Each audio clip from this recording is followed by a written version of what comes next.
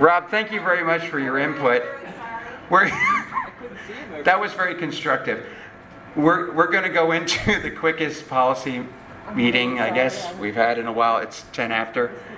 Rob, I guess the first policy we want to discuss is the copy of the eligibility of non-resident students. Yes, I proposed this policy because I'd like to change some of the wording just as a result of a couple incidents that we've had this year. It's actually been a kind of interesting year in regards to people leaving and coming into the district and leaving the district. We think it's purely virtual, so it's been more challenging to keep tabs on the SDG situation. The proposal I'd like to make is if you go into policy under where it says former residents, these are for students who have been families who've been in the district before. Right. Where it says regularly enrolled students, I would add the phrase for clarification who are not cyber charter school students. So it's crystal clear to all families that if they are a resident of our district and they are going to, say, Pennsylvania Berkshire Charter School, they are not going to be able to stay enrolled in our district and then have us pay the bill for that when they're living over in Springford just because they moved out of the district. We'll gladly let Springford pay that bill or whoever that school is. Just for clarification, I think the words may cover that in there, but I think clarification would be good. Probably more importantly, if you look at the bottom end, because this directly relates to an incident this year, at the end of that, where it says school year, I would recommend putting a phrase in there that says, and they link such a request to the superintendent or designee in writing before leaving the district. Because basically, we investigate situations if someone's not living in the district, we go into it, we go through all that, and you are notified, and yet they still met that policy. So basically, we want them not to do things underhanded to let us know that if they're going to move out of the district, and it happens to fall after January 1st, they're letting us know we're not finding it out through investigations and things like that. Does that make sense? Yeah, it does, but I don't know where this is. Where was that? On the second page of the policy under former residents. Right, I did. That was just, you want me to, okay, add that whole thing? No, I thought it was non-cyber students. Yeah, that part at the top, I would say regularly enrolled students who are not cyber charter school students. Where do you see this? Then it reads, we finish it, let it say, whose parents and guardians have moved out of the school district. And it goes on. Okay. Then I would say, Do you know where he is? I don't know. It says school year, this period. I would take the period out and say, and they make such a request to the superintendent or designee in writing before leaving the district. Okay. That's basically saying that if they want to maintain, they want to finish the year at Daniel Boone, and they leave, say, January 18th from the school district, we will grant it, but they need to let us know ahead of time and make the request to the superintendent, not just leave and transport the child back and forth to the school district. We need to have notification of that. Okay. Does that make sense, Steph? Yeah, it does.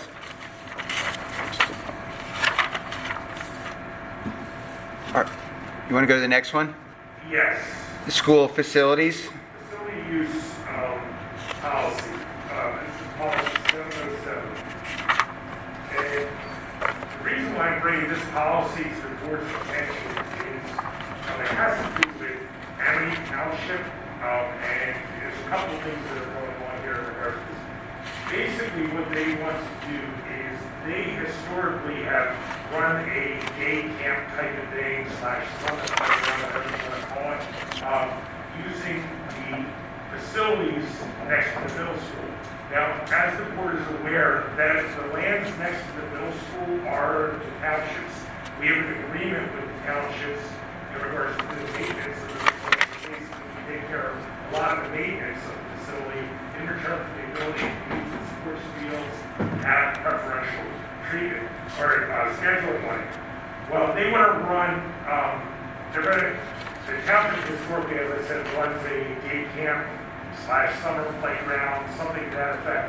They've done that for years. They didn't do it last year because of COVID.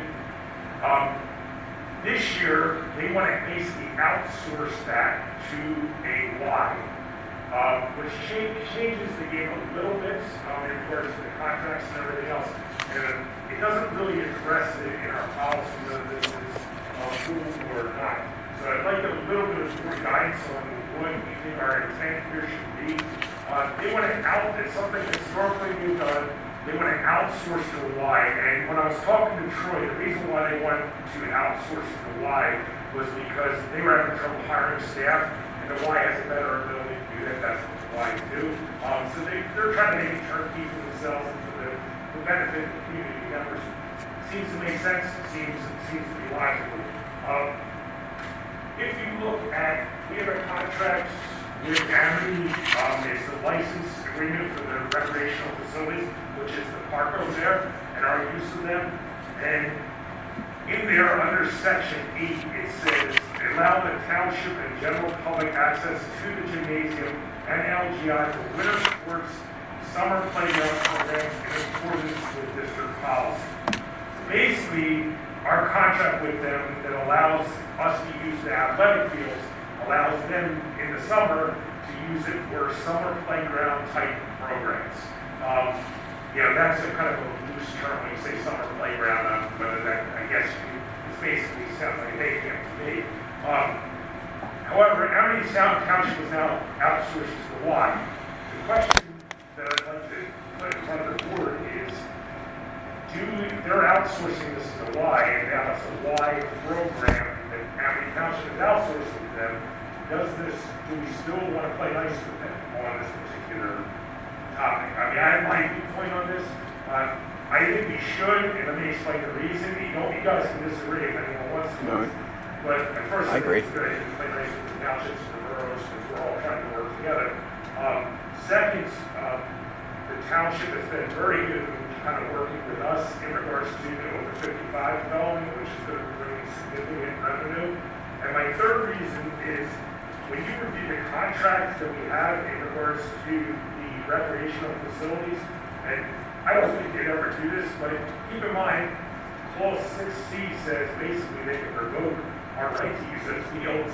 So if we don't play nice here, they can certainly play nice there. And I need to say, and I think Dr. Cooper would agree with this, Amity Township, certainly in recent years, is playing very nice with the district. It seems like more of a technicality than anything else to me, and we should go along with that and allow them to use the facility. Also, keep in mind we have COVID going on too, but I think our policies pretty much, they have this health and safety plan and things. I think we're okay in regards, and we should be in much better shape this summer in regards to COVID and things like that. Thoughts from the board on that? I agree 100% because you don't want to be nickeled and dimed now. Like, Amity could come back to us every time we want to use a field or use the bathroom out there or whatever. They're going to charge us. So, yeah, I think that's my opinion, it's a no-brainer. And our students benefit. And, yeah, they benefit. They benefit.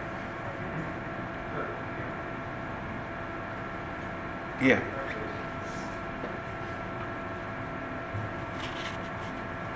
Okay, we can move that to first reading. Yeah. Do we need to discuss that later? I don't think we need modification if we're keeping it the same, because they're falling under a contracted service. Okay. I believe we're still okay with the policy. Yeah, if we do it, because we're interpreting, how we're interpreting that policy is basically what we're looking for clarification. Right. That would make sense. Do we need to bring that to the board later, or is that we're good? I think we're good. I think we're good, too. Right. Right. That policy for you, committee. Okay. All right. I guess the next one, energy management. Yeah, this is very benign. Basically, it says it's everyone's responsibility to help with energy management, shut the lights off if everyone's doing that, and they do, for the most part. And custodians are responsible for shutting down the facility at the end of the night. That's standard practice in the school. It's just a matter of notifying the policy. Okay, and then we're going to go to AED. Okay, policy 822 is on here. This is a new recommended policy from HASBA. Basically, I'll kind of give you a simplistic overview of AEDs. We have AEDs, obviously, in every building in several locations. What we do have, our current practice, and this policy is pretty good as it reads, except for one thing, and I'll kind of give you my recommendation in regards to our current practice. The stuff, again, this is no recommended language on this. What we do currently is every 2 years we have professionals from the outside come and train our nurses and our athletic director all on first aid and use of the AED machines. That's our current practice that we do in the school district. I think what we should do, and you can see that if you look under guidelines, it says the 14 shall be trained in CPR and AED procedures by completing a training program offered by approved providers. Members of the team shall be provided opportunities for annual training and retraining. I think I tweak that to our current practice, which is they will be trained every 2 years in CPR and use the AED machines. That would be my recommendation. That's our current practice as a school district. I think you have to do it every 2 years. The first aid training, you have to do every Okay. And that puts it in line with that. Yeah. I can tell you there are some things in the works behind the scenes. Our crisis response teams in each of our buildings we're working on getting them trained in this also. That's not something that's going to happen immediately. We're obviously doing COVID, there's an out professional development time and stuff like that. So I don't know that we want to codify that in our crisis response team until we have that up and going. In regards to that training, I would put that in a policy in case something really happened there. So for that policy, I would just recommend just tweaking the wording a little bit there, Bucky, and then we'll put that through. Okay. Okay, those are the 4 policies. Okay. Can I go from there? Yeah, we're good. So thank you very much. That concludes our policy meeting. Good night.